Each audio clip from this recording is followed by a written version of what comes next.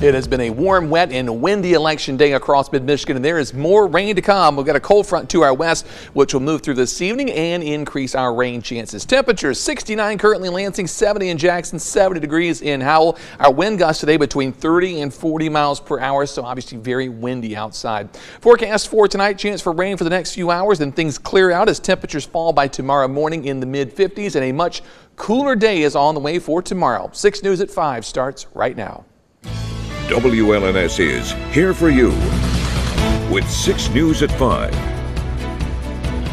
Well, good evening and thank you for joining us. I'm Sherry Jones. We have been talking about it for nearly 2 years, and today it's finally election day across the United States, and we have team coverage for you looking at all the races. And we begin with Nick Simon. He's been taking a look at how things are going at the polls right here in mid-Michigan. Hi, Nick. How's it going out there?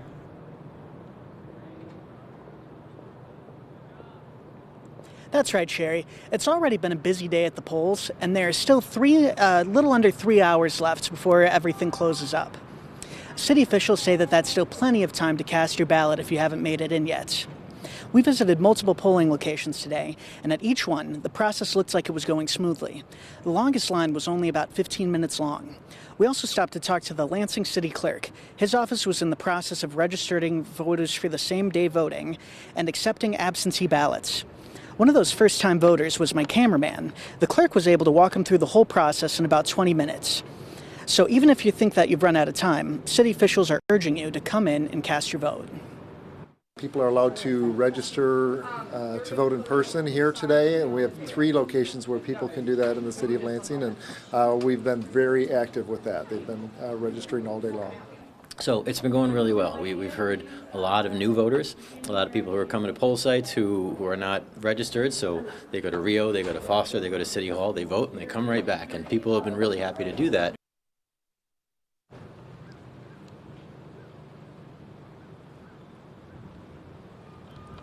When we come back, we'll be asking voters about what Election Day means to them and tracking the lines on Michigan State's campus. We'll have an update on all that at 6 o'clock. Here for you in East Lansing, Nick Simon with 6 News. Thank you, Nick. And our team coverage continues with a look at the big state races on both sides of the aisle. We begin in Detroit with Rachel Ramsey, who's following the Democratic races, followed by Tessa Kresh, who's with the Republicans in Novi, for a report on what's happening there. Sherry, here in Detroit, people are getting ready for a night of watching the results come in. The doors to the casino don't open until around 6 p.m. So right now we're standing outside getting a feel for the area along with many other news crews. Democrat Alyssa Slotkin is expected to be here tonight as she waits to see if she will become a United States Senator. She has been a U.S. representative for Michigan's 7th district since 2019, which includes the capital city. Before that, she was part of the CIA and held defense and intelligence positions under the Bush and Obama administrations. She is going up against former Congressman Mike Rogers for that U.S. Senate seat representing Michigan.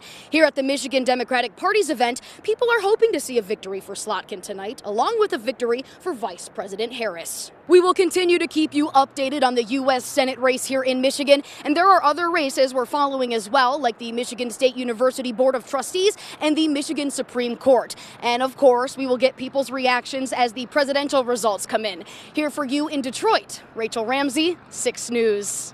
Yes, I am here in Novi. We're still a few hours until the event officially begins, but people are preparing for what could be a long night. Mike Rogers is hoping to win the U.S. Senate seat for Michigan. He's running against Democrat Alyssa Slotkin, and the race is tight. On the line is control of the U.S. Senate. Mike Rogers' focus is on immigration, strengthening the economy, and supporting law and order. Right now, it's still early. We're a few hours until the polls officially close, but we'll be here for you as the night unfolds. Here for you in Novi, I'm Tessa Kresh, News. All right, well, if you haven't registered to vote or cast your ballot yet, you still have plenty of time to make that happen. To register, you need to go to your local clerk's office and do that in person. You'll just need to bring with you some proof of residency. Now, if you're heading out to vote, make sure that you go to the right polling place. And while you're not required to bring a photo ID like your license, it's definitely helpful, and you will get much in and out much quicker. And remember, you cannot campaign within 100 feet of a polling place, and that includes wearing t-shirts, hats, or anything else that pushes a political candidate or a party. Now, if you need to find out if you're registered, where your polling place is, or even what your ballot will look like ahead of time, we do have a link to all the information for you. Just head over to WLNS.com/vote. And as we said, many people have already voted. And if the trend continues tonight, Michigan may set another voting record as citizens either voted early or are voting today to pick the next president of the United States. Capitol correspondent Tim Skubic is here for you with a look at the numbers.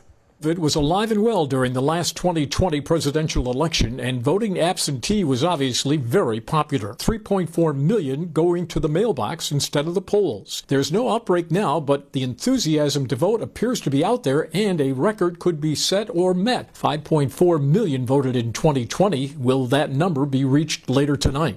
Stay tuned, as they say. It will take a while to count noses of those who decided to vote in person, but the numbers are in on absentee voters. There were 2.1 million of those in Michigan, and another 1.2 million decided to vote early and avoid the rush today. That's for a combined total of early voting of 3.3 million. Livingston County had 60% of its citizens voting that way. Oakland was at 52, tied with Ingham. Jackson had 41%, tied with Wayne County, and Macomb County clocked in at 47%. But the political insiders are taking note of the fact that 55% of the early voters were women and only 45% were men. Democrats, fingers crossed, are hoping that most of those female voters were Democrats. While the Republicans were late getting into the game, they were also hoping to get their supporters to the polls to take advantage of the early voting and beat the Democrats at this early voting game. The winner in this state, of course, will get 15 electoral votes as both candidates scramble to reach that all-important 270 electoral votes, which gets them a key to the White House. Your view in Lansing, Tim Skubic,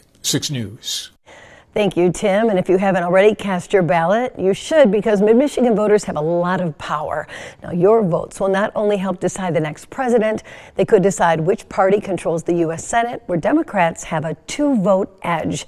Now, the House of Representatives, where Republicans have a single-digit majority, the State House of Representatives, where Democrats are currently up 56-54, and the Michigan Supreme Court, where Democrats have a 1-seat majority, but there are 2 seats up for grabs today. And be sure to stay tuned to 6 News and the CBS Evening News for everything you need to know about this election. We're checking out polling places and talking with voters all over Mid-Michigan today.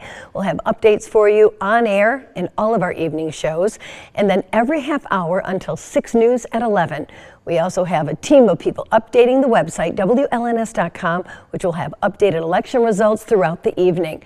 And you can find all of this information by downloading our free 6 News app. From Storm Tracker 6, this is Weather First, sponsored by Auto Owners Insurance. Simple human sense.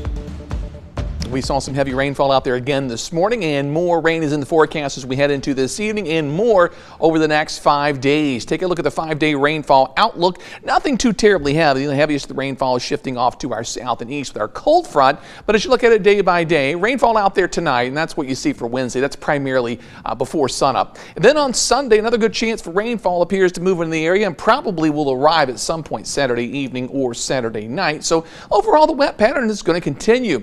High temperature trend 70s today. I would say back to reality. It's cooler, but it's still above average as we head throughout the rest of the week. Low 60s on Sunday, and then the big cool down next week. By next Friday, down to 50, which is about 2 degrees above where we should be. So you guessed it, more above normal temperatures. What a difference that front makes, though. Boy, if you're in the northern lower Michigan, you're in the 60s compared to the UP, which is in the 40s this afternoon, and that cold front is on the way. Our local numbers, 70 in Mason, same thing in Charlotte, St. John's at 69 degrees, Jackson at 70. Skyview Network rainfall total is impressive again today. We saw 0.2 of an inch on the McLaren Cam, and look where we are. We're sitting at 70 degrees. It is a warm one out there. In Grand Ledge, cloudy skies, temperature at 69 degrees, almost 1/2 of an inch of rain since midnight, and our wind gust up to 32 miles per hour, so wet and windy and quite warm. Jackson Cam, temperatures now at 70 degrees, morning low is only 64, much lighter on the rainfall total, 1/100th of an inch, wind gust 35 miles per hour. Similar in Hillsdale, rainfall total pretty light out there this morning, wind gust not too bad, and our high temperature and current at 70 degrees. So we look at the satellite and the radar, there's the rain to to our west, so it will be wet for us this evening. So we look at precision cast. Rain should move out by around 11, 12 o'clock or so. By tomorrow morning, still lots of clouds around the area and probably cloudy at best, mostly cloudy. The clouds are going to try to break up late in the day, but they'll have a hard time doing so, so probably kind of a gloomy looking afternoon. As we zoom out, move into Thursday morning, notice now while it's been mild here and we're looking at 50s for highs as we head into Wednesday and Thursday, it could be snowing in the northwestern Texas panhandle, so some southern areas seeing some snowfall and the higher elevations of the Rockies seeing a lot of snowfall while we are high and dry and enjoying those above average temperatures. And that trend, as I said, you'll see in the 6th day, it will continue. Tonight's forecast, expect a low down to 54 degrees as showers exit, and conceivably you can maybe hear a little thunder out there this evening as well. Tomorrow's forecast, cloud cover, 50s at noon, 50s at 5, 50s all day. We're just not going to move a whole lot temperature wise tomorrow. The 6-day forecast over the next 6 days. On Thursday, more sunshine, so that 56, even though it's cooler, will feel better. 58 on Friday, clouds increase Saturday, a little rainy on Sunday. Back in the 50s Monday as the clouds begin to clear out for a couple days, but more showers move in Thursday and those move out. And while we do cool off, I'll call 50 degrees cold. How about that? It's not all that cold, but no, it's really not. We're heading in that direction. Yeah, we are. But you know, it really not bad weather overall for Election Day. No, I mean a little bit windy, but it's warm, easy to get out, so no complaints. We've had much worse election weather in addition to Halloween weather. We've been lucky on both. Yeah, we absolutely have. Thank you, David. Well, coming up on 6 News at 5, our special election coverage continues with a look at the presidential race. So keep it right here. That and much more straight ahead on 6 News at 5.